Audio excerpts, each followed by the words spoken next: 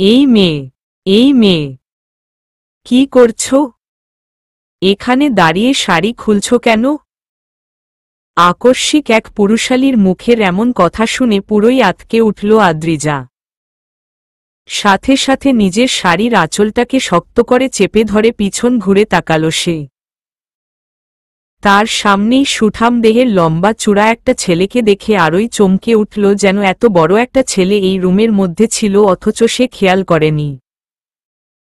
কিন্তু রুমে ঢোকার সময় রুমটা তো ফাঁকাই ছিল, তাহলে হুট করে কোথা আসলো ছেলেটা? কিছুক্ষণ আগে। আজ আদ্রিজার বান্ধবী আরুর বার্থডে। সেই উপলক্ষে সুন্দর একটা কালো রঙের সিল্কি শাড়ি পরে সেজেগুজে এসেছিল সে। ফার্স্ট টাইম শাড়ি না পরলেও শাড়ি সামলে হাঁটতে পারে না আদ্রিজা, যার দরুন বাড়ির ভিতর ঢুকতে না ঢুকতেই শাড়ি কুচি খুলে যায় অবস্থা। শাড়ির বেহাল অবস্থা দেখে আদ্রিজা চটজলদি চলে আসে আরুর রুমে। রুমটা ফাঁকাই ছিল, তবে ওয়াশরুমটা খেয়াল করেনি আদ্রিজা। রুমটা ফাঁকা দেখে আয়নার দিকে ঘুরে জাস্ট শাড়িটা ঠিক করতে নিয়েছিল আদ্রিজা। ঠিক সেই মুহূর্তেই অনাকাঙ্ক্ষিত মানুষের ভয়েস শুনে পুরোই চমকে উঠল আদ্রিজা। আদ্রিজা বুঝল না হুট করে ছেলেটা আসলো কোথা থেকে। তবে কি ওয়াশরুমে ছিল ছেলেটা? পরপর সব কথাগুলো ভাবল আদ্রিজা। আদ্রিজার ভাবনার মাঝখানেই ক্ষিপ্ত মেজাজ নিয়ে বলল অভ্র, কি হলো? কথা বলছো না কেন? সঙ্গে সঙ্গে চমকে উঠল আদ্রিজা। কিছুটা হতভম্ব গলায় বলল সে, আসলে। আর কিছু বলার আগেই সেখানে উপস্থিত হল আদ্রিজার বেস্ট ফ্রেন্ড আরু। খানিকটা বিষণ্ণ মাখা মুখ নিয়ে বলল সে, আদ্রিজা হলো তোর? পরক্ষণেই নিজের রুমে তার ভাই অভ্রকে দেখে খানিকটা অবাক হয়ে বলল আরু, ভাই তুই আমার রুমে? ওরে! অভ্র আরুর দিকে তাকিয়ে বলল, আমি আসলে আমার রুমের ওয়াশরুমটার ছিটকানিটা নষ্ট হয়ে গেছে, তার ওপর তুষার আছে রুমে, তাই আর কি। অভ্রের কথা শুনে আরু বিস্মিত হয়ে বলে উঠল, ওহ তা এই মেয়েটা কে? অভ্রের কথা শুনে আরু আদ্রিজার কাছে দাঁড়িয়ে বলল, ভাই ও আমার বেস্টু আদ্রিজা। এমন সময় সেখানে এগিয়ে আসলো তুষার।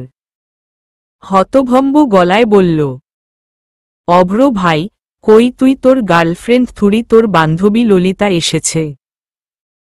সঙ্গে সঙ্গে চোখ গরম করে তাকালো অভ্র তুষারের দিকে। আর আরু হেসে ফেলল, বলল, লজ্জা পাওয়ার মতো কিছু হয়নি, আমি কিন্তু সব জানি ভাই। অভ্র এবার তাকালো আরুর দিকে, চোখ গরম করে বলল, কি জানিস তুই? এই যে লাবণ্য আপুর সাথে তোমার ইন্টুপিন্টু চলছে। আরুর কথা শুনে তুষার, আদ্রিজা দুজনেই হেসে ফেলল। যা দেখে অভ্র আরুর দিকে তেড়ে এসে বলল, তোকে তো আমি। অভ্রের কাণ্ডে আরু ভয় পেয়ে রুম থেকে বেরিয়ে যেতে যেতে বলল, আম্মু বাঁচাও। তুষার তখনও দাঁড়িয়ে দাঁড়িয়ে হাসছিল। তারপর হুট করেই বলে উঠল, আর কতদিন এইভাবে নিজের ভালোবাসাকে লুকিয়ে রাখবে ভাই? এবার ললিতা আপাকে ললিতা ভাবি বানিয়ে দেও। দাঁড়া, ললিতা থুড়ি লাবণ্যকে তোর ভাবি বানাচ্ছি। বলেই তেড়ে গেল অভ্র তুষারের দিকে। অভ্রের কাণ্ডে তুষারও দিল দৌড়। তাকে আর পায় কে? অভ্র দরজার কাছ পর্যন্ত গিয়েই দাঁড়িয়ে পড়ল। আর এদিকে আদ্রিজা চুপচাপ মুখ চেপে হাসল এদের কাণ্ড দেখে। হাসির আওয়াজ কানে আসতেই অভ্র পিছন ঘুরে তাকাল। দেখল আদ্রিজাকে।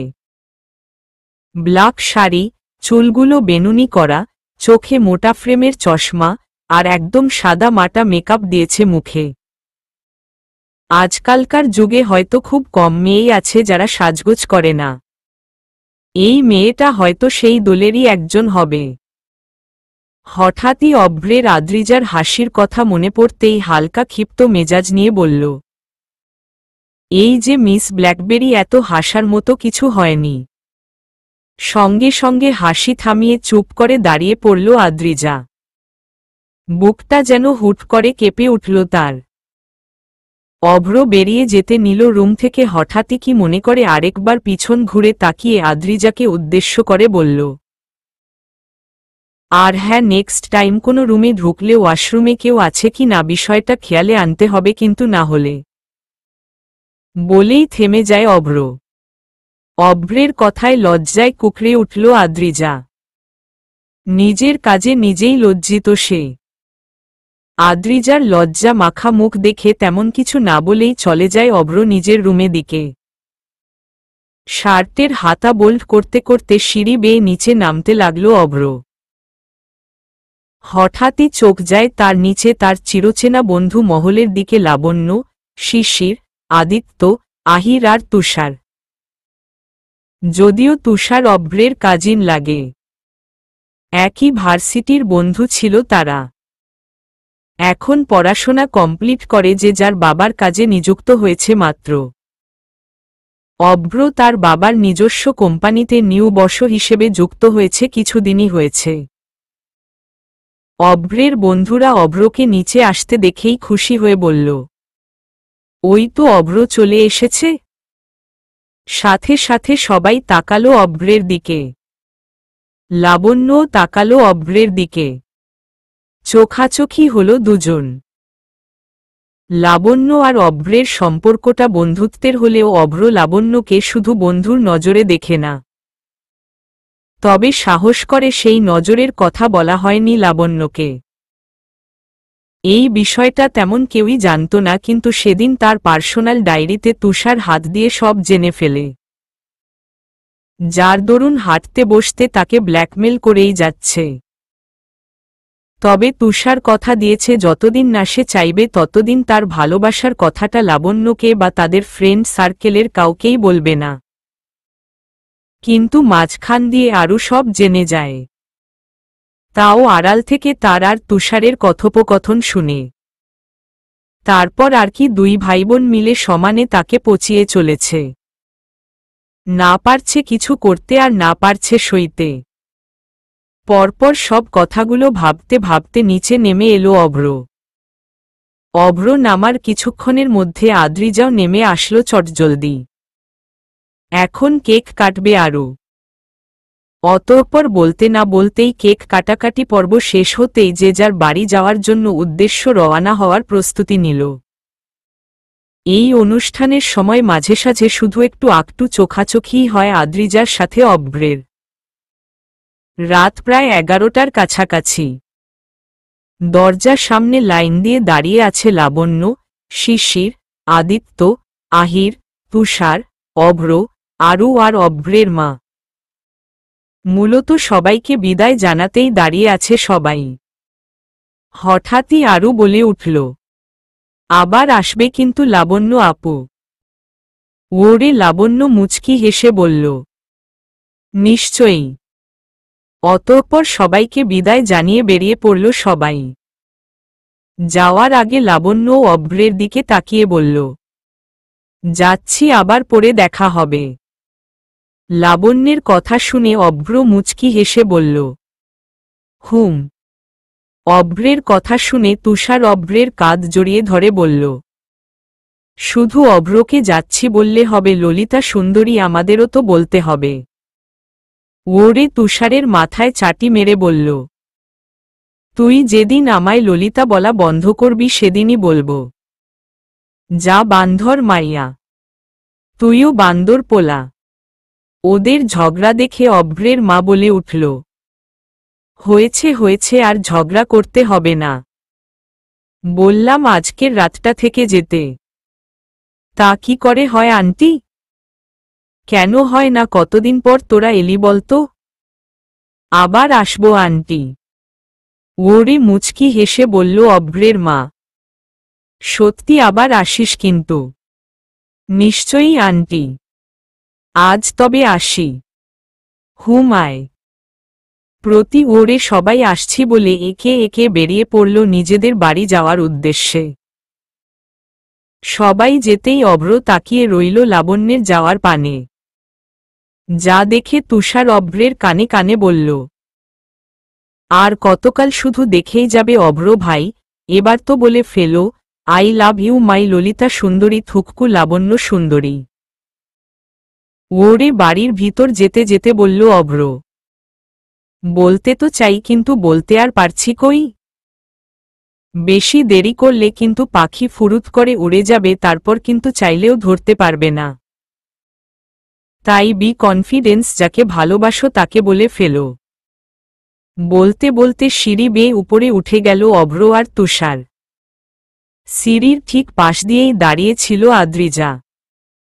তুষারের বলা কথাটা সেও শুনেছে। হঠাৎই আনমনে ভাবল সে, তাহলে কি আমারও উচিত আমার ভালোবাসার মানুষটিকে ভালোবাসি বলে ফেলা?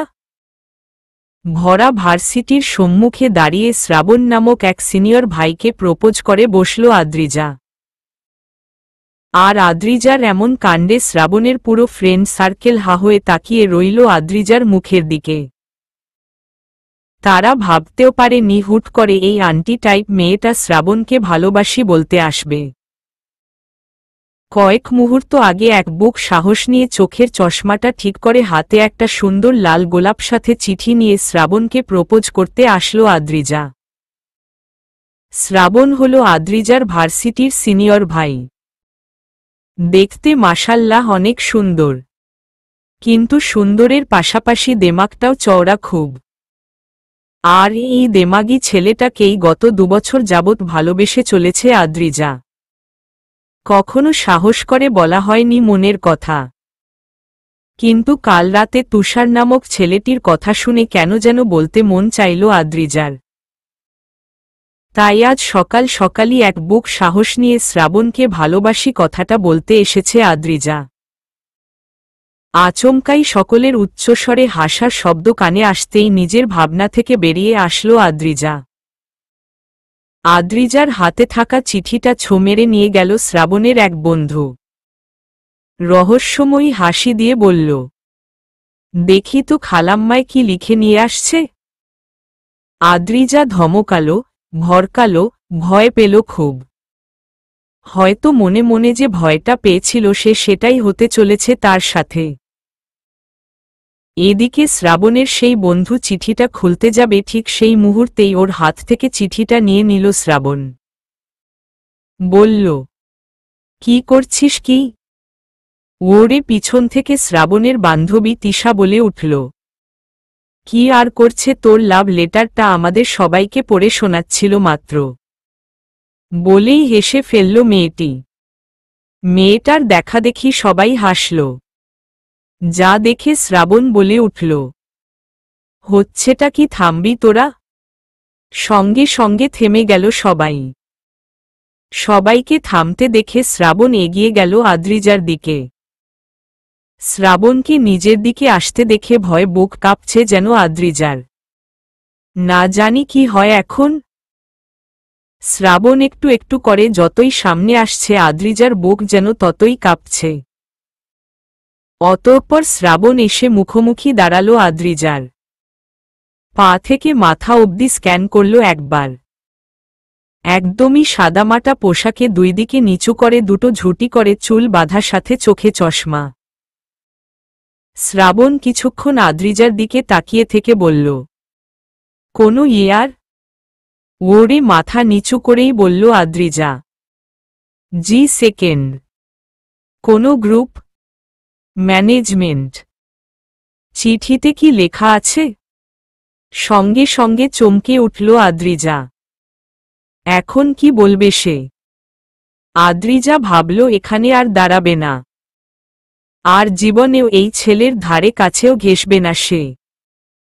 নিজের ভাবনায় অটুট থেকেই উল্টো দিকে পা ফেলার উদ্যোগ নিল আদ্রিজা।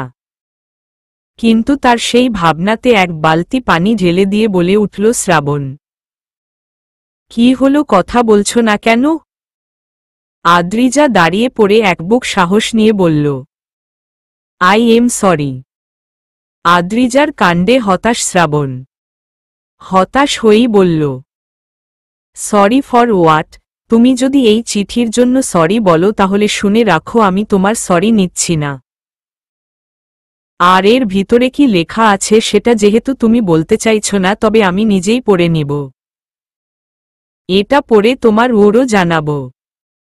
এই বলে আদ্রিজার হাতে থাকা গোলাপটা ছো মেরে নিয়ে নিল শ্রাবণ। তারপর নাকে ঘ্রাণ শুকতে শুকতে বলল, নাইস। শোনো, কাল বিকেল 5টায় ভার্সিটির গেটের সামনে অপেক্ষা করো, তোমার ওর তুমি পেয়ে যাবে। আর হ্যাঁ, গোলাপটা কিন্তু খুব সুন্দর। আদ্রিজা অবাক হল, ভয়ঙ্করভাবে অবাক হল। তার যেন বিশ্বাসই হল না শ্রাবণের কথা। যেখানে শ্রাবণে বন্ধুরা তাকে নিয়ে উপহাস করল সেখানে শ্রাবণ তাকে অপেক্ষা করতে বলছে। আদ্রিজা বেশি ভাবল না, উল্টোদিক ঘুরে নিজের ক্লাসে যাওয়ার উদ্দেশ্যে রওয়ানা হল সে। আর শ্রাবণ আদ্রিজার যাওয়ার পানে তাকিয়ে থেকে গোলাপটা নাকে নিয়ে আরেকবার গন্ধ শুকল। এমন সময় ওর কাঁধে হাত দিয়ে বলে উঠল তিশা, তুই কি এই আন্টি টাইপ মেয়েটাকে দেখে ইমপ্রেস হলি? তিশার কথা শুনে শ্রাবণ হাসল, শব্দ করে হাসল। শ্রাবণের হাসি দেখে তিশা অবাক হয়ে বলল, তুই হাসছিস কেন? মতলবটা কি তোর? মতলবটা কিছুই না, শুধু টাইম পাস। তার মানে তুই এই মেয়েটার সাথেও কিছুই করব না? প্রতি ওরে হেসেই বলল তিশা, তুই আর ঠিক হলি না।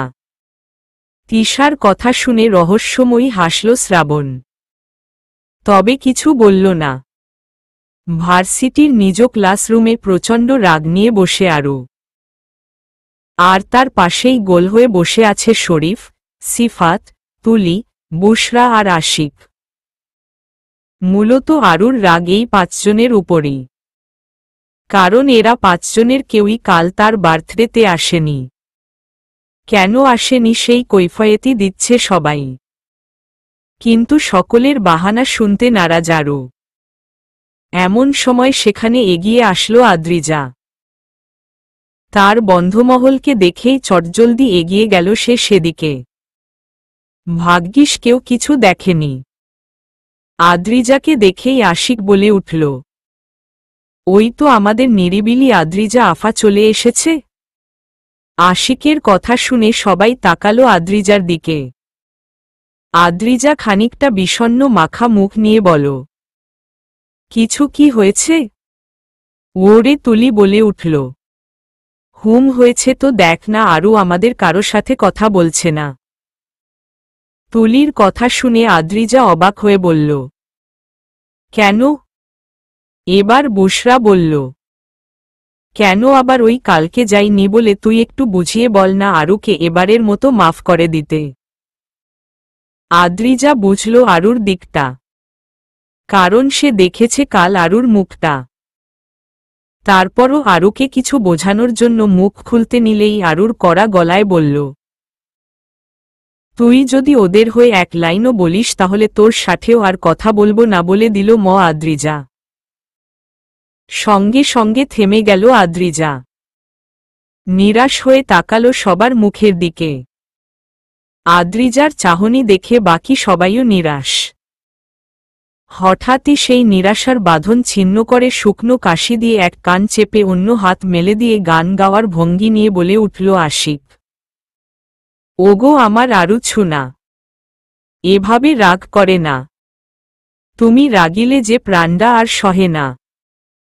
সারাদিন তোমার কষ্টে ভাসতে ভাসতে রাতে ঘুমাতে পারি না কাশতে কাশতে। তুমি কেন বুঝো না? ওগো আমার আরু ছুনা, এভাবে রাগ করে না। আশিকের কবিতা শুনে সবাই হেসে ফেলল। আর আরু রাগী গলায় বলল, তুই মরস না কেন? যা শালা, এত সুন্দর কবিতা শোনালাম, তুই দাম দিল না। কোথায় নোবেল ছুঁড়ে মারবি তা না মরতে কষামায়? আমি মরলে কত লস জানোস তুই? প্রচুর লস। আরও লাভ হবে তোর। 1.5 টাকা দামের কবিতা শুনে অকালে মৃত্যুর হাত থেকে আমরা বেঁচে যাব। আরুর কথা শুনে আশিক কাদো কাদো ফেস করে চোখের পানির মোছার ভান করে বলল, এইভাবে বলতে পারলি? যেদিন আমি সত্যিকারে কবি হব সেদিন দেখবি আমার বাড়ির ঘর মোছার কাজের ভিডিও তোরে বানামু না। যা ভাগত, তোর বাড়ির কাজের লোক তোর বউরে বানা। আশিকের কথা শুনে বুকে হাত দিয়ে বলল আশিক। বউরে বানামু কেন? বউরে তো আমি বুকে জড়াই ধইরা হাঙ্গাদিন ঘুমামু আর সুন্দর সুন্দর কবিতা শুনামু, বলমু ও আমার বউজান, তোমার জন্য মনডা আমার পাগল পান, হৃদয়ডা খালি কয় তোমারে ভালোবাসি যান, তোমারে ভালোবাসি যান। তোমায় চিন্তায় হইছে কাশি, তুমি বুঝো না তোমারে কতটা ভালোবাসি। বলতে বলতে সত্যি সত্যি কাশি উঠে গেল আশিকের। আশিকের কাণ্ডে এবার আর নিজেকে ধরে রাখতে পারল না আরু। উচ্চস্বরে হেসে দিল সে। আরুর হাসি দেখে সবাই একসাথে বলে উঠল, এই তো আরু হাসছে। সবার কথা শুনে আশিক কাশতে কাশতেই বলে উঠল, এই তো দেখছো আমার কবিতার কি পাওয়ার। আরু ছুনা হাসছে। আশিকের কথা শুনে আরু বলে উঠল, তোর ওই কাশি মার্কা কবিতা শুনে কে আবার হাসবে না বলতো ছাগল একটা। আরুর কথা শুনে আশিকা বেশ ভাব নিয়ে বলল, তুমি কি করে বুঝবে আরু ছুনা? কাশির কি নাম? একখান সিরাপের ৮০ টাকা দাম। আশিকের কথায় শুনে মাথায় হাত সবার। এই ছেলে সুধরাবার নয়। বৃষ্টির পানিতে রাস্তাঘাট সব ময়লা কাদা পানিতে টুইটুম্বর পুরো। কাল একদম শেষ রাতের দিকে বৃষ্টি নেমেছিল খুব, তার ওপর দুপুরেও বৃষ্টি নেমেছিল অল্প, যার দরুন পিছলে যাওয়া রাস্তাঘাট আরও পিছলে আর স্যাঁতস্যাঁতে হয়ে গেছে। ঘড়ির কাঁটায় বিকেল ৪টার কাঁটায় ছুঁই ছুঁই হবে। মাথায় হাজারো চিন্তা ভাবনা নিয়ে হেঁটে বাড়ির উদ্দেশ্যে যাচ্ছিল আদ্রিজা। শ্রাবণ কাল কি বলবো তাকে, কি উত্তর দিবে সেই চিন্তাতেই অস্থির হয়ে যাচ্ছে যেন আদ্রিজা। এমন সময় আদ্রিজার ভাবনার মাঝে হুট করেই পাশ দিয়ে একটা গাড়ি যেতেই রাস্তায় জুড়ে থাকা সব কাদা পানি ছিটকে লাগলো আদ্রিজার চোখে মুখে। আকস্মিক এমন কাণ্ডে চমকে উঠল আদ্রিজা। তৎক্ষণাৎ ঘাবড়ে গিয়ে চোখ মুখ খিচে বন্ধ করে ফেলে সে। এদিকে খানিকটা তাড়া নিয়েই গাড়ি নিয়ে যাচ্ছিল অভ্র। হঠাৎই কিছু একটা ভেবে গাড়িটা থামাল সে। কাকে যেন দেখল বলে মনে হল। অভ্রের পিছনে যাওয়ার দরুন আবারও রাস্তায় জমে থাকা ময়লা কাদা পানি ছিটকে লাগল আদ্রিজার গায়ে। পরপর দুবার একই কাণ্ডের রিপিট টেলিকাস্ট হতেই রাগ উঠল আদ্রিজার। সামনের গাড়িটির চালকের উদ্দেশ্যে কিছু বলবে এরই মাঝে ড্রাইভার সিটে আরুর ভাই অভ্রকে দেখে অবাক হয়ে বলল সে, আপনি? হা হয়ে তাকিয়ে আছে অভ্র আদ্রিজার দিকে। এই ভরা রাস্তার মাঝে কেউ কাদায় ভূত হয়ে দাঁড়িয়ে থাকবে এটা যেন কল্পনার বাহিরে ছিল তার। অভ্র অবাক হয়ে বলল আদ্রিজাকে, মিস ব্ল্যাকবেরি, এ কি অবস্থা করেছ নিজের?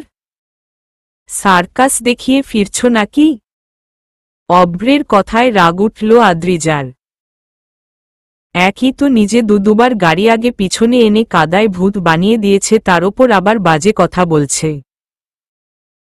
আদ্রিজা কিছু বলার জন্য মুখ খুলবে এরই মাঝে পকেট থেকে নিজের রুমালটা বের করে আদ্রিজার দিকে এগিয়ে দিয়ে বলল অভ্র, এটা নেও। অভ্রের কাণ্ডে আদ্রিজা খানিকটা সাহসী গলায় বলল, আপনি মানুষটা তো ভারী ফাজিল, একই তো নিজেই গাড়ি চালিয়ে কাদায় ভূত বানিয়ে দিয়েছেন, তার ওপর কাটা গায়ে নুনের ছিটে দিচ্ছেন। আদ্রিজার কথা শুনে অভ্র অবাক হয়ে বিস্মিত গলায় বলল, নুনের ছিটে কোথায় দিল ম? আমি তো তোমায় সাহায্য করার জন্যই রুমালটা দিল ম। লাগবে না আপনার রুমাল জানত। এই তো ভালো কথা বললাম, কানে নিলে না? এরপর যখন আশেপাশের লোকজন তোমায় দেখে হাসবে তখন বুঝবে সব তো আপনার জন্যই হয়েছে। আমি ইচ্ছে করে কিছু করেছি নাকি? আচ্ছা ঠিক আছে, তুমি গাড়িতে ওঠো, আমি তোমায় তোমার বাড়িতে পৌঁছে দিচ্ছি।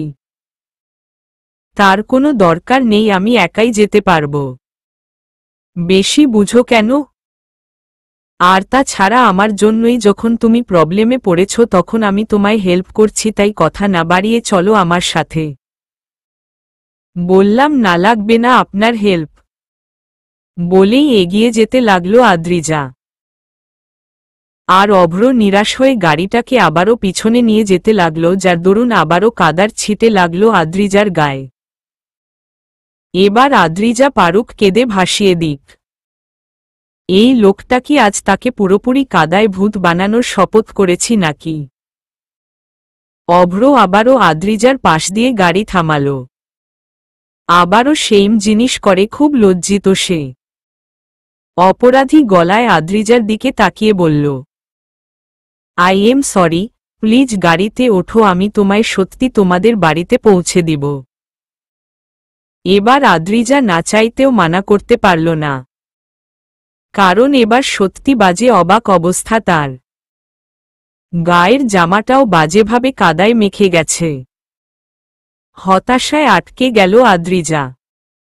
গাড়ি ছুটছে তার আপন গতিতে। শহরের অলিগলি পথ পেরিয়ে এগিয়ে চলছে আদ্রিজা আর অভ্র। আদ্রিজা তার হাতে মুখে লাগা কাদাগুলি অভ্রের রুমাল দিয়ে মুছে নিয়েছে অনেক আগেই। রুমালটা আর ফেরত দেয়নি, মুঠো ভর্তি করে চেপে ধরে আছে সেটা। হঠাৎই গাড়ি চালাতে চালাতে বলে উঠল অভ্র, আচ্ছা মিস ব্ল্যাকবেরি, তুমি কি সবসময় এমন সাদামাটা ভাবেই থাকো? অভ্রের কথা শুনে ভরকালো আদ্রিজা। বলল, মানে? মানে এটাই একদমই সাজসজ্জা ব্যতীত থাকতেই কি পছন্দ করো তুমি? আদ্রিজার সরাসরি জবাব। হুম। আদ্রিজার জবাব শুনে আর কিছু বলল না অভ্র। এগিয়ে গেল নিজেদের গন্তব্যের দিকে। হঠাৎই আদ্রিজা বলে উঠল, আচ্ছা আপনি তো কোথাও যাচ্ছিলেন, আমার জন্য এখন আপনার লেট হবে না? আদ্রিজার কথা শুনে সামনের দিকে তাকিয়ে থেকেই বলল অভ্র, একটু হয়তো লেট হবে, তবে টেনশন নিও না, আমি ম্যানেজ করে নিব। ওরে আর কিছু বলল না আদ্রিজা। চুপ করে রইল সে। আদ্রিজাকে চুপ থাকতে দেখে অভ্র আর কিছু বলল না, মনোযোগ দিল ড্রাইভিংয়ের দিকে। অতঃপর কিছুক্ষণের মাঝেই অভ্রের গাড়ি এসে থামল আদ্রিজার বাড়ির সামনে। বাড়ির কাছে আসতেই আদ্রিজা নেমে পড়ল তৎক্ষণাৎ। বাড়ির দিকে যেতে গিয়েও আবার পিছন ঘুরে অভ্রকে উদ্দেশ্য করে বলল, আসুন আমাদের বাড়ি, চা বা কফি খেয়ে যাবে না নে? ওরে অভ্র হালকা হেসে বলল, আজ নয়, অন্য আরেকদিন, এমনিতেও আমি একটু তাড়াই আছি। তুমি যাও তাড়াতাড়ি জামাকাপড় পাল্টে ফ্রেশ হয়ে নেও, না হলে ঠান্ডা লেগে যাবে। তা নয় হব, আপনি প্রথমবার আমাদের বাড়িতে আসলেন, এইভাবে দরজার সামনে দিয়ে চলে গেলে ভালো দেখায় বলুন? অন্য আরেকদিন আসব, এখন আমায় সত্যি যেতে হবে। আদ্রিজা আর জোর করল না। হয়তো সত্যি ভীষণ তাড়ায় আছে মানুষটা। আদ্রিজা বুঝল। বলল, ঠিক আছে, অন্য আরেকদিন এলে বাড়ি, কিন্তু যেতে হবে আপনায়। আদ্রিজার কথা শুনে খুশি মনে বলল অভ্র, নিশ্চয়ই, আজ তবে আসি। হুম। প্রতি ওরে আর কিছু বলল না অভ্র। চটজলদি গাড়ি স্টার্ট দিয়ে এগিয়ে গেল সামনে। আর আদ্রিজাও কিছুক্ষণ অভ্রের যাওয়ার পানে তাকিয়ে থেকে চলে যেতে নিল বাড়ির ভিতরে।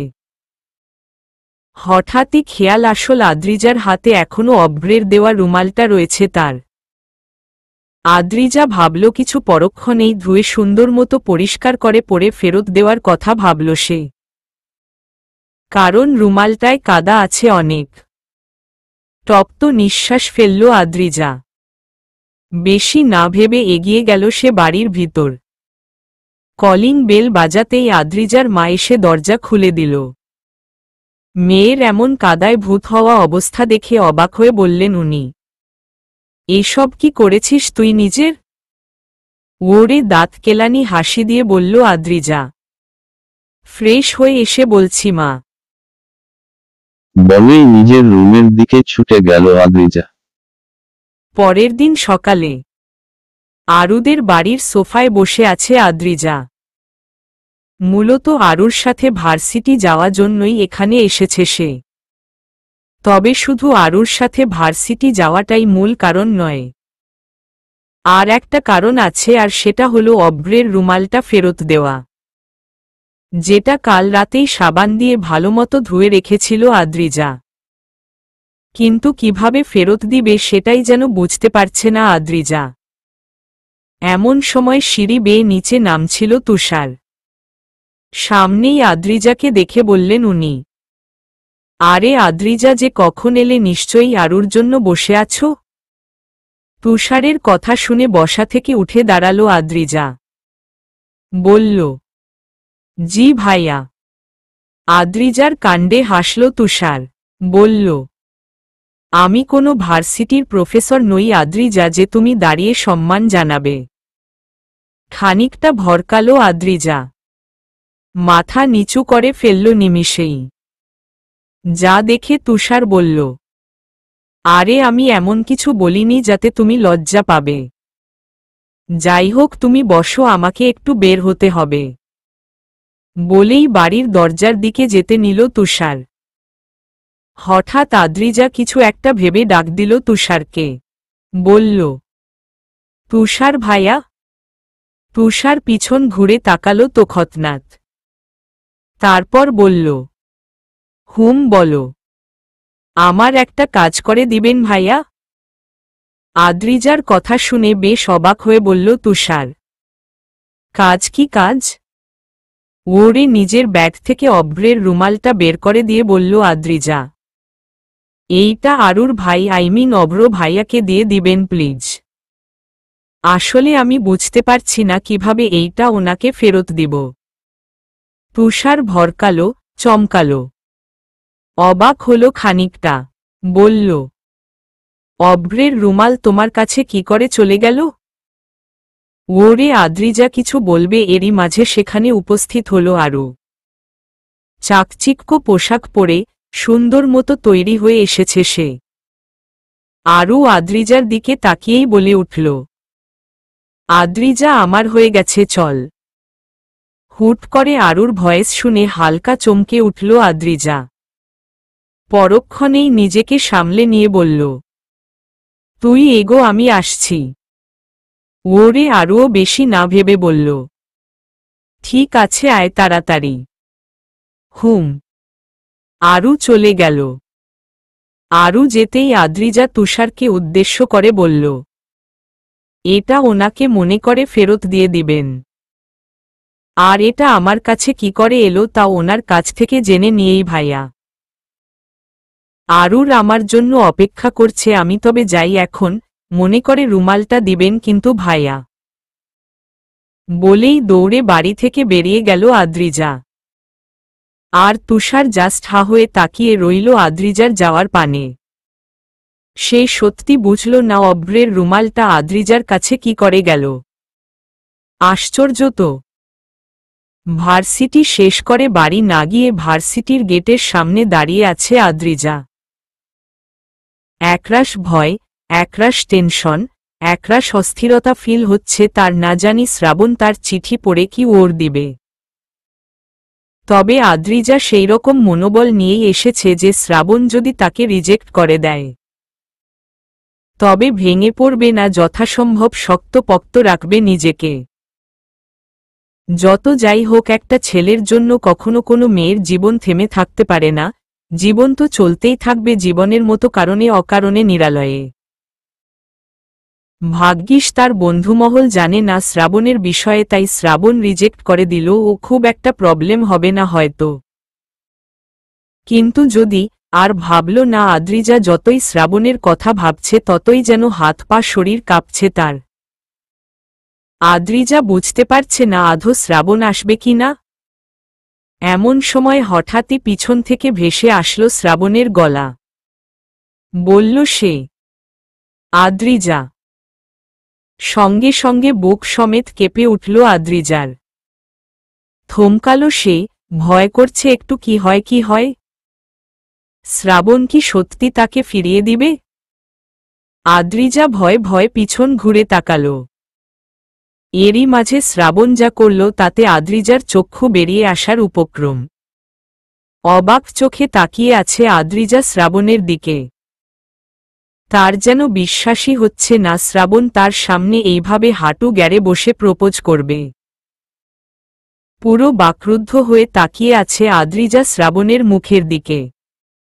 কিছুক্ষণ আগে শ্রাবণের ভয়েস শুনে পিছন ঘুরে তাকাতেই শ্রাবণকে নিচে বসে হাতে গোলাপ নিয়ে প্রপোজ করার ভঙ্গিতে বসে থাকতে দেখে অবাক হল আদ্রিজা। আদ্রিজাকে অবাক করে দিয়েই বলে উঠল শ্রাবণ, আমি জানি তুমি হয়তো আমার কাছ থেকে এমন কিছু আশা করনি, হয়তো ভাবও নি আমি এমন কিছু করব, কিন্তু এটাই সত্যি, তোমাকে দেখার পর থেকেই রাতে ঘুম হয় না আমার।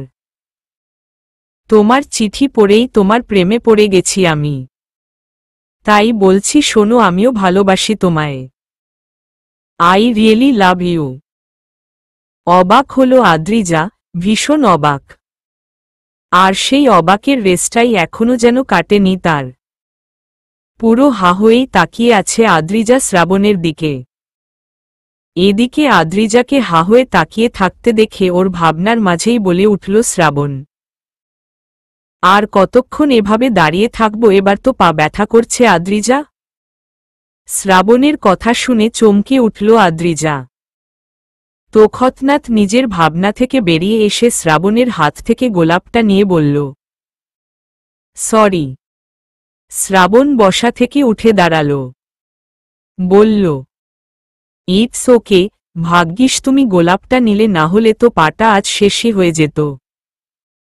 আদ্রিজা শুনল শ্রাবণের কথা, তবে সেই কথার কোনো ওড় না দিয়ে বিস্মিত কণ্ঠ নিয়ে বলল, আপনি কি সত্যি আমায় ভালোবাসেন শ্রাবণ? আদ্রিজার কথা শুনে শ্রাবণ অবাক হয়ে বলল, তোমার আমার কথা বিশ্বাস হচ্ছে না? আসলে তা নয়। তাহলে কি? প্রতি ওড়ে কিছু বলতে পারল না আদ্রিজা, চুপ করে রইল। অফিসে মিটিং রুম ছেড়ে মাত্র মিটিং সেরে নিজের রুমে ঢুকল অভ্র। গায়ের কোটটার বোতামগুলো খুলল হাঁটতে হাঁটতে। বড্ড ক্লান্ত লাগছে নিজেকে। অভ্র তার চেয়ারের বসে গা এলিয়ে দিল নিমিষেই। চোখ দুটো বন্ধ করল মাত্র। এমন সময় তার রুমের দরজায় নক করল তুষার। বলল, আসবো অভ্র ভাই? হুট করে তুষারের ভয়েস কানে আসতেই চোখ খুলল অভ্র। অবাক চোখে তাকাল সামনে। সত্যি সত্যি নিজের রুমের বাহিরে তুষারকে দেখে অবাক হয়ে বলল সে, তুই এখন আমার অফিসে? অভ্রের কথা শুনে ভিতরে ঢুকল তুষার। বলল, তোর সাথে কিছু কথা ছিল। তুষারের কাজে খানিকটা অবাক হয়েই বলল অভ্র, এখন কথা? তুষার হাঁটতে হাঁটতে এগিয়ে আসলো অভ্রের কাছে। বেশি কিছু না ভেবেই অভ্রের মুখোমুখি টেবিলের এপাশের চেয়ারে বসল সে। তারপর বলল, ব্যস্ত খুব? না, তেমন কোনো ব্যাপার নয়, ব্যস্ত ছিলাম, মাত্রই মিটিং রুম ছেড়ে এসেছি। ওসব বাদ দে, তুই বল কি বলবি? প্রতি ওড়ে নিজের পকেট থেকে আদ্রিজার দেওয়া রুমালটা বের করে দিয়ে বলল তুষার, খুব বেশি জরুরি কিছু নয়, এটা জাস্ট দিতে এলাম। অভ্র নিল তুষারের হাত থেকে রুমালটা। বলল, এটা তো। আর কিছু বলার আগেই তুষার বলে উঠল, আদ্রিজার কাছে ছিল তাই তো? তা এটা তোর কাছে কোথা থেকে এলো? সকালে আদ্রিজা বাড়ি এসেছিল, তুই তখন ঘুমিয়েছিলি। তোকে কিভাবে ফেরত দিবে বুঝতে না পেরে আমার কাছে দেয়। তুষার কথা শুনে শুধু এতটুকুই বলে অভ্র, ওহ। এখন তুই বল, তোর রুমাল আদ্রিজার কাছে কি করে গেল? সে লম্বা এক গল্প। ছোট করে বল। আমিও তো শুনি যে ছেলে নিজের কলমটা পর্যন্ত অন্যকে দিতে চায় না, সেই ছেলে নিজের পার্সোনাল রুমাল আদ্রিজাকে দিয়ে দিল। How is possible? তুষারের কথা শুনে ভ্রুকুচকে বলল অভ্র। এমনভাবে বলছিস যেন তোকে কোনোদিন কোনো কিছু দেইনি আমি। দেশনি কখন বলেছি? নতুন কিনে দিয়েছিস, কিন্তু নিজের ব্যবহার করা জিনিস কাউকে দেশনি সেটার কথা বলেছি। অভ্র অবাক হল। তুষারের কথার প্রতি ওর হিসেবে কি বলবে বুঝতে পারল না। এটা তো ঠিক, সে নিজের জিনিস কাউকে দেয় না। লাবণ্যকেই দিল না কখনো। তাহলে হুট করে কাল কি করে দিয়ে দিল নিজের রুমালটা ওই ব্ল্যাকবেরিকে? কই, কাল তো একবারও কোনো সংকোচ ফিল হয়নি তার, বা মনে হয়নি নিজের রুমালটা আদ্রিজাকে দেওয়া যাবে না। নানান কিছু ভাবনায় মগ্ন ছিল অভ্র। অভ্রের ভাবনার মাঝেই বলে উঠল তুষার, কি হলো, কি ভাবছিস? না কিছু না। তাহলে বল, কেন তুই তোর রুমাল আদ্রিজাকে দিল? এত জেনে তুই কি করবি? তুই বুঝতে পারছিস না? না জানলে রাতে ভাত খেতে পারবো না। এমনিতেও দুপুরে খেতে পারিনি। তুষার কথা শুনে হাসবে না কাঁদবে বুঝতে পারছে না অভ্র। নির্বিকার হয়ে বলল, কি, সামান্য কিছু কথা জানার জন্য তুই দুপুরে ভাত খেতে পারিসনি? তা নয়তো কি? এখন বল প্লিজ, আমি রাতে পেট ভরে খেতে চাই। তুষারের কাজে হাসল অভ্র। বলল, ঠিক আছে। এতটুকু বলে কাল বিকেলের ঘটে যাওয়া ঘটনার কথা সব খুলে বলল তুষারকে। তুষার তো সব শুনে অবাক। সে ভাবেনি অভ্র আর আদ্রিজার মধ্যে এমন কিছু ঘটেছিল। রাত 1:30টার কাছাকাছি বিছানায় শুয়ে ফোনে শ্রাবণের সাথে কথা বলছে আদ্রিজা। জীবনে প্রথম ভালোবাসার অনুভূতি হয়তো এমনই। নিকষ কালো অন্ধকারে ঘেরা চারপাশ। গাছের পাতারা নড়ছে বারংবার। জানালার পর্দা চিরে আসছে শীতল ভেজা বাতাস। অতঃপর রাতের জ্যোৎস্না ভরা আলোর মাঝে প্রেম আলাপন করছে আদ্রিজা। প্রথম ভালো লাগার অনুভূতি বইছে তার মাঝে, বাড়িয়ে দিচ্ছে বাড়িতে লুকিয়ে কারো সাথে গোপনে কথা বলার সাহসিকতা, প্রথম রাত জেগে কারো সাথে কথা বলার শিহরণ। নানান জিনিসে মগ্ন হয়ে কথা বলতেছিল আদ্রিজা। সে নিজেও জানে না তার প্রথম ভালোবাসার গল্পটা ঠিক কতদূর যাওয়ার মতো। শ্রাবণ বলছে, নানান কিছু জিজ্ঞেস করছে, আদ্রিজাও বলছে। ঘুমে চোখ ভেসে আসছে তার, তারপরও ফোন কেটে ঘুমানোর কথা বলতে পারছে না শ্রাবণের সাথে। ভয় হচ্ছে যদি রাগ করে শ্রাবণ। আচ্ছা, প্রথম ভালোবাসার অনুভূতিগুলো কি এমনই হয়? ওর খুঁজে পায় না আদ্রিজা। ল্যাপটপে লাবণ্যের কিছু ছবি দেখতে ব্যস্ত অভ্র। অফিসে ব্যস্ত থাকায় তেমন একটা দেখার সময় পায় না সে। আজ দেখছে, অভ্র বুঝে উঠতে পারে না ঠিক কিভাবে লাবণ্যকে তার ভালোবাসার কথা বললে লাবণ্য বুঝবে তাকে। হঠাৎই অভ্রের ভাবনার মাঝে ঘুম ঘুম কণ্ঠে ওর পাশে শুয়ে থাকা তুষার বলে উঠল, শুধু রাত জেগে ললিতা সুন্দরীর ছবি দেখলেই হবে ভালোবাসি কথাটা মুখ ফুটে বলতেও তো হবে অভ্র ভাই? অভ্র চমকাল। তৎক্ষণাৎ ল্যাপটপটা বন্ধ করে বলল সে, তুই এখনো ঘুমাসনি? ঘুমিয়েছি তো কখন, শুধু উঠেছি মাত্র। মানে? কিছু না। বলছি কি, এইভাবে আর কত দেখে যাবি? এবার তো বলে দে ভাই, তুই ললিতা সুন্দরীকে ভালোবাসিস? পরে কিন্তু সত্যি সত্যি লেট হয়ে যাবে বলে দিল ম প্রতি। ওরে কিছু বলল না অভ্র, শুধু ভাবল, হয়তো এবার সত্যি সত্যি লাবণ্যকে তার ভালোবাসার কথা বলে দেওয়া উচিত।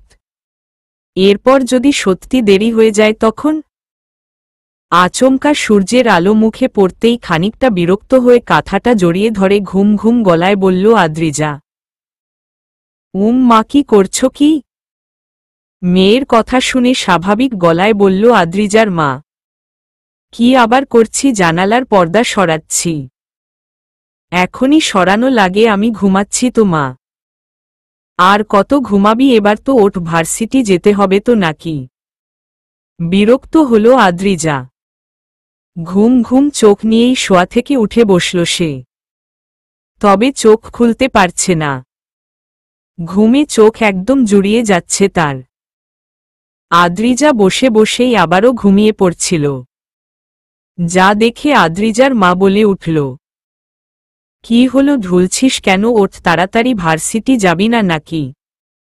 প্রতি ওরে ঘুম জড়ানো গলায় বলল আদ্রিজা। আজ যেতে ইচ্ছে করছে না, আমি ঘুমাবো মা।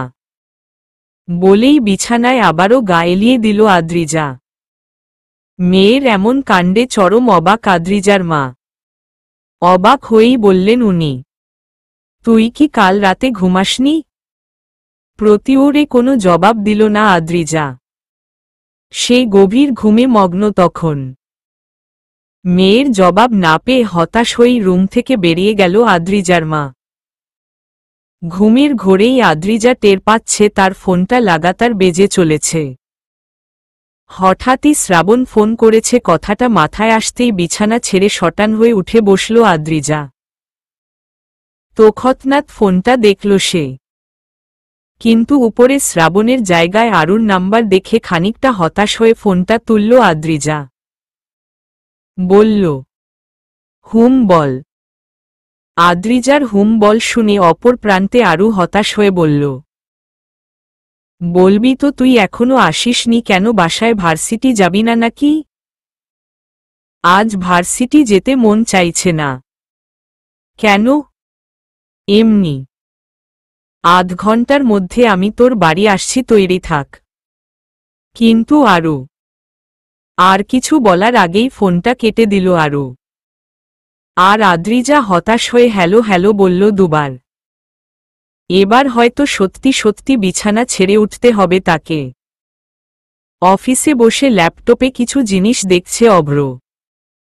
সাথে ভাবছে কিভাবে লাবণ্যকে প্রপোজ করা যায়।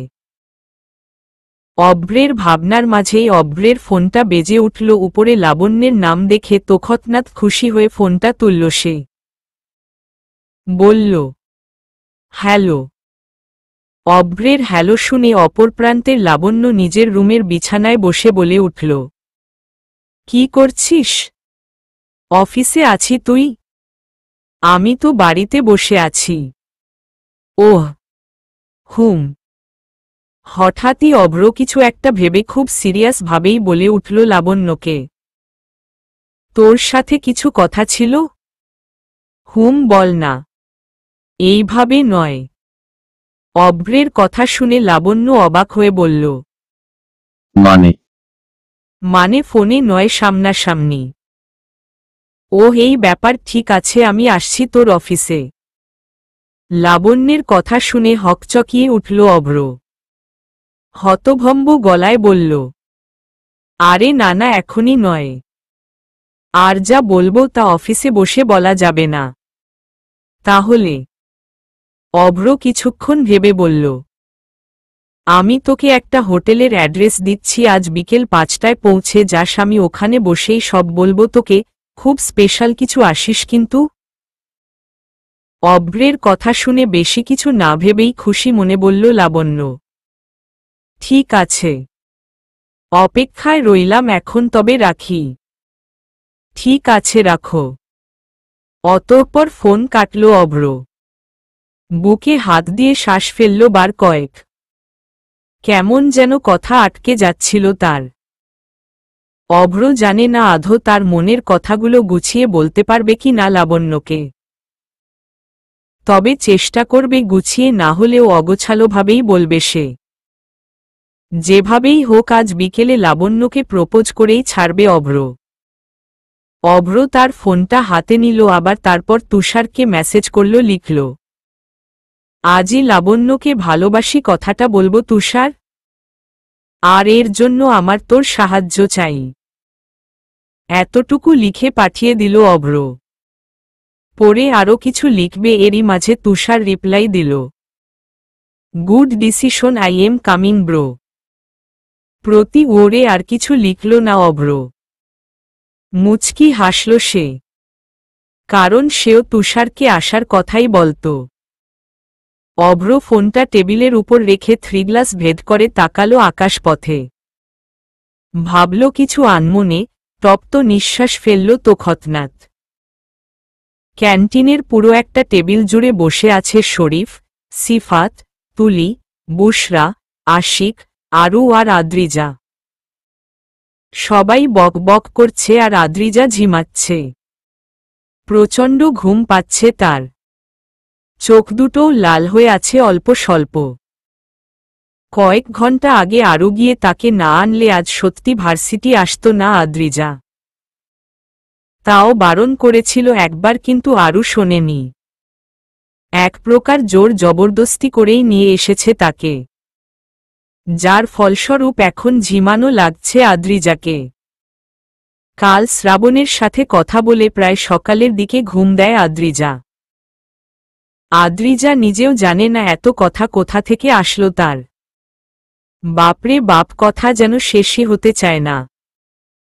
আদ্রিজার ভাবনার মাঝেই ওর হাবভাব দেখে বলে উঠল আশিক, আজ আমাদের নিরিবিলি আফা এত ঝিমাচ্ছে কেন? আশিকের কথা শুনে আরু বলে উঠল, কি জানি, আজ তো ভার্সিটি আসতেই চাইছিল না, আমি তো এক প্রকার জোর করেই নিয়ে এসেছি। আশিক কিছুক্ষণ তাকিয়ে রইল আদ্রিজার মুখের দিকে। তারপর হঠাৎই গান ধরল সে, আরে পিরিতি কাঁঠালের আঠা লাগলে পড়ে ছাড়ে না, গোলেমালে গোলেমালে পীড়িত করো না। আচমকা আশিকের এমন পীড়িতির গান শুনে হকচকিয়ে উঠল আদ্রিজা। হতভম্ব হয়ে তাকালো সে সবার মুখের দিকে। আদ্রিজা তাকাতেই আশিকের পাশাপাশি বাকি সবাইও গাইতে লাগল, গোলেমালে গোলেমালে পীড়িত কইরো না। আরে পিরিতি কাঁঠালে আঠা লাগলে পড়ে ছাড়ে না, গোলেমালে গোলেমালে পীড়িত কইরো না। সবার বারবার একই লাইনের আহামরি গান শুনে হতাশ হল আদ্রিজা। বলল, কি হয়েছে কি তোদের, এই অদ্ভুত গান গাইছিস কেন? আদ্রিজার কথা শুনে তুলি বলে উঠল, আমাদের কিছু হয়েছে নাকি তোর কিছু হয়েছে? তুলির কথা শুনে আদ্রিজা অবাক হয়ে বলল, আমার কিছু হয়েছে মানে, কি হয়েছে? যদি কিছু নাই হয়ে থাকে তাহলে ঝিমাচ্ছিস কেন? সেটা তো কাল রাতে ঘুম হয়নি তাই। আদ্রিজার কথা শোনার সাথে সাথেই বুশরা বলে উঠল, ঘুম কেন হয়নি শুনি, রাত জেগে কোনো প্রেমিকের সাথে প্রেমালাপে মগ্ন ছিলিস তুই? বুশরার কথা শুনে প্রায় হতভম্ব আদ্রিজা। এবার কি বলবে সে? সে তো সত্যি কাল রাতে প্রেমালাপে মগ্ন ছিল। আচ্ছা, সবাইকে কি সত্যি বলে দিবে এখনই, নাকি পরে বলবে? আদ্রিজার ভাবনার মাঝেই আরু বলে উঠল, রাখো তো তোদের প্রেম আলাপ। আদ্রিজা ওইরকম মেয়েই নয় যে রাত জেগে কারো সাথে প্রেম আলাপ করবে। আরুর কথা শুনে সিফাতও বলে উঠল, সেটাই হবে। হয়তো কাল রাত জেগে পড়াশোনা করেছিল তাই হয়তো ঘুম হয়নি, তাই না আদ্রিজা? ওরে আদ্রিজাও মাথা নাড়িয়ে হা সমর্থন দিল। আদ্রিজার কথা শুনে আশিক বলে উঠল, ওহ আচ্ছা, এই খুশিতে একটা কবিতা শুনাই খাড়া। আশিকের কথা শুনে আরু টেবিলের উপর থেকে সসের বোতলটা হাতে নিয়ে বলল, তুই একবার খালি কবিতা ক, আজ তোর মাথায় এই সস ঢালমু আমি।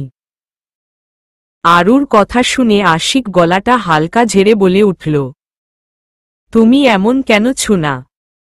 আমার কবিতার একটুও দাম দেও না? সস নিয়ে হাতে তুমি শুধু শুধু রাগ কেন দেখাও আমার কবিতার সাথে? আশিকের কথা শুনে আরু রাগী কণ্ঠ নিয়ে বলে উঠল, বান্দর পোলা, তোরে থামতে কইছি, তোর কবিতার গুষ্টি তুষ্টি। সঙ্গে সঙ্গে তুলি আর বুশরা ধরল আরুর হাত। যা দেখে আশিক আবারও বলে উঠল, যতই ভয় দেখাও ভয় আমি পাব না। সস নিয়ে যতই রাগ দেখাও, কবিতা আমি ছাড়ব না, বুঝলে ছুনা? আশিকের কাজে মাথায় আগুন উঠে গেল আরুর। ঝড়ের গতিতে নিজের জায়গা থেকে উঠে তেড়ে গেল সে আশিকের দিকে। কঠিন গলায় বলল, আজকে তোর কবিতা বার করছি, দাঁড়া। আরুর কাজে আশিক বসা থেকে উঠে দাঁড়ালো, দরজার দিকে যেতে যেতে বলল, ও আমার সুন্দরী ছুনা, আমার কবিতা নিয়ে এত রাগ করো না। নোবেল যেদিন পাবো আমি, বাকিটা পড়ে কমু, আগে আমি পলাই। বলেই আশিক দৌড়ে বেরিয়ে গেল ক্যান্টিন থেকে। আর আরু কতদূর এগিয়েও আবার দাঁড়িয়ে পড়ল চুপচাপ। জোরে জোরে নিঃশ্বাস ফেলল কয়েকবার। এদিকে আরু আশিকের কাণ্ডে সবাই উচ্চস্বরে হেসে দিল। এই দুজন এমনই সারাদিন ঝগড়া করে। আর আরুর সাথে আশিকের বেশিরভাগ ঝগড়ার মূল টপিক হল আশিকের কবিতা। পুরো টেবিল জুড়ে হাসাহাসির রোল পড়ে গেল সবার। সবার হাসাহাসির মাঝে বলে উঠল শরীফ, এই আশিক ঠিক হওয়ার নয়। ওরে বুশরাও বলে উঠল, ঠিক কইস। হঠাৎই এই হাসাহাসির মাঝে আদ্রিজার ফোনটায় টুং করে একটা শব্দ হল। মেসেজ এসেছে তার। আদ্রিজা দেখল মেসেজটা। শ্রাবণ পাঠিয়েছে, যেখানে একটা হোটেলের অ্যাড্রেস দেওয়া আছে। সাথে লিখে পাঠিয়েছে শ্রাবণ, ঠিক বিকেল 5:00 এই অ্যাড্রেসে চলে এসো, একটা সারপ্রাইজ আছে। সারপ্রাইজ কথাটা দেখতেই অবাক হলো আদ্রিজা। মনে মনে ভাবল, কি সারপ্রাইজ দিবেন আমায় শ্রাবণ? অফিসে নানান ভাবনায় মগ্ন ছিল অভ্র। এমন সময় সেখানে ঝড়ের গতিতে দৌড়ে আসলো তুষার। বলল, আই এম কামিং অভ্র ভাই।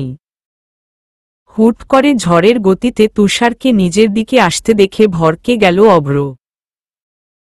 বলল, ব্রেক মার তুষার।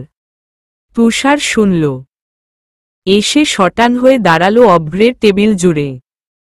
সাথে জোরে জোরে শ্বাস ফেলে বলল, আই এম কামিং ব্রো।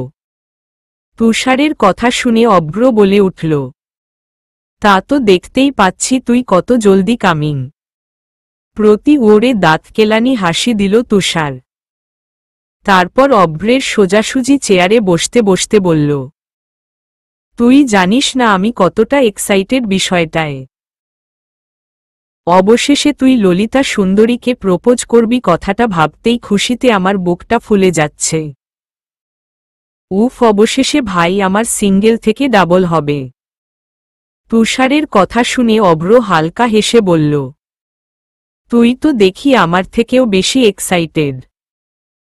অভ্রের কথা শুনে অভ্রের দিকে খানিকটা এগিয়ে গিয়ে এক্সাইটেড হয়ে পুরো একশ্বাসে বলল তুষার, তা নয়তো কি। এখন বল, কবে, কোথায়, কখন, কিভাবে প্রপোজ করবি? আরে আস্তে আস্তে দম ফেল। দম ফেলার টাইম নাই, আগে বল কিভাবে প্রপোজ করার কথা ভেবেছিস তুই? তুষারের কথা শুনে অভ্র স্বাভাবিক গলায় বলল, কিভাবে প্রপোজ করলে ভালো হবে বলতো? মুহূর্তের মধ্যে অভ্রের কথা শুনে তুষারের এক্সাইটিং ভাবটা কমে গেল। চুপসে গলায় বলল, তুই এখনো সেইটাই ভাবিসনি কিভাবে প্রপোজ করলে ভালো হবে? ওরে না, বোধক মাথা নাড়ায় অভ্র। অভ্রের মাথা নাড়ানো দেখে টেবিলের ওপর থেকে পানির গ্লাসটা হাতে নিয়ে পানি খেতে খেতে বলল তুষার, তুই ঝিমা ভাই, মুই যাই। তুষারের কথা শুনে অভ্র অবাক হয়ে বলল, যাই মানে কোথায় যাবি তুই? শোন, আমি একটা হোটেল বুক করেছি, রুম নাম্বার 507। ভাবছি ওই রুমে বসেই প্রপোজটা করে ফেলব লাবণ্যকে। রুমটা সাজানোর কথাও বলা হয়ে গেছে, এখন শুরু গেলেই হবে। অভ্রের এবারের কথা শুনে তুষার যেন আবার তার এক্সাইটিং ভাবটা ফিরে পেল। বলল, ও তাইলে তো হয়েই গেছে। ললিতা থুরি লাবণ্যকে আসতে বলেছিস? হুম। কখন? বিকাল 5টায়। ভার্সিটি থেকে আজ খুব তাড়াতাড়ি বেরিয়ে পড়েছে আদ্রিজা। মাথার মধ্যে নানান প্রশ্ন ঘুরছে তার। শ্রাবণের সাথে কথা হয়েছে মাত্র এক রাত্রি। এর মাঝে কি এমন সারপ্রাইজ দেওয়ার কথা বলছে শ্রাবণ? শ্রাবণের হাবভাব যেন কিছুই বুঝতে পারছে না আদ্রিজা। মোবাইলের শ্রাবণের মেসেজটা আবারও দেখল আদ্রিজা। একটা বর্ষর হোটেলে যাওয়ার কথাই বলেছে শ্রাবণ। আদ্রিজার মন টানছে না হোটেলে যাওয়ার জন্য। আর এত বড় হোটেলে গিয়ে সে কি করবে? আর বাড়িতেই বা কি বলে যাবে? নানান কিছু ভাবতে ভাবতে এগিয়ে চলছিল আদ্রিজা। একবার ভাবল শ্রাবণকে ফোন করে না বলে দিবে, যে বাসা থেকে যেতে দিবে না। আদ্রিজা ফোনটা হাতে নিল, শ্রাবণের নাম্বারটায় ডায়াল করতে নিল ঠিকই, কিন্তু আবার কোথাও যেন আটকে গেল। আদ্রিজা কল না করে মেসেজ দিল শ্রাবণকে। লিখল, আজ না গেলে হয় না শ্রাবণ। মেসেজ দেওয়ার কিছুক্ষণের মাঝেই ফোনে কল আসলো আদ্রিজার। শ্রাবণ কল করেছে। আদ্রিজা তুলল ফোনটা, বলল, হ্যালো। আদ্রিজার হ্যালো শুনেই কিছুটা সিরিয়াস ভাবে বলে উঠল শ্রাবণ, তোমার কি আমাকে বিশ্বাস হয় না আদ্রিজা? তৎক্ষণাৎ চমকে উঠল আদ্রিজা। হতাশা ভরা গলায় বলল, হঠাৎ এমন প্রশ্ন কেন? যা বলছি তার ওর দেও, আমাকে তুমি বিশ্বাস করো না তাই। শ্রাবণের কথা শুনে খানিকটা বিষণ্ণমাখা মুখ নিয়ে বলল আদ্রিজা, বিশ্বাস করি না আমি তা কখন বললাম? কি বলনি তুমি? আপনি কি রেগে গেছেন আমার ওপর? প্রতি ওরে চুপ থাকল শ্রাবণ।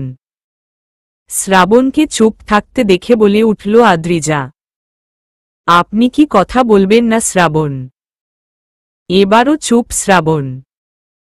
এবারও শ্রাবণকে চুপ থাকতে দেখে বেশ হতাশ হয়ে বলল আদ্রিজা, ঠিক আছে, আপনি যা বলবেন তাই হবে, আসবো আমি। আদ্রিজার কথা শুনে খুশি হয়ে গেল শ্রাবণ। খুশি মনেই বলে উঠল সে, তুমি সত্যি আসবে? হুম, ঠিক আছে, দেখা হচ্ছে বিকেল 5:00টায়। ওরে মাথা নাড়িয়ে বলল আদ্রিজা, হুম, ঠিক আছে, রাখছি এখন। বলেই ফোন কাটল শ্রাবণ। আর আদ্রিজাও তপ্ত নিঃশ্বাস ফেলে এগিয়ে গেল বাড়ির উদ্দেশ্যে। মাঝে মাঝে আমরা আমাদের ভালোবাসার মানুষটাকে খুশি করার জন্য এমন এমন কাজ করে ফেলি যেটা আমাদের জন্য হয়তো ঠিক হয় না। আমরা জানি আমরা ভুল করছি, কিন্তু তারপরও ভালোবাসার মানুষটিকে একটু খুশি করার জন্য সেই বেঠিকটাকেই ঠিক বলে মনে করি। যেমন আদ্রিজা এখন মনে করছে।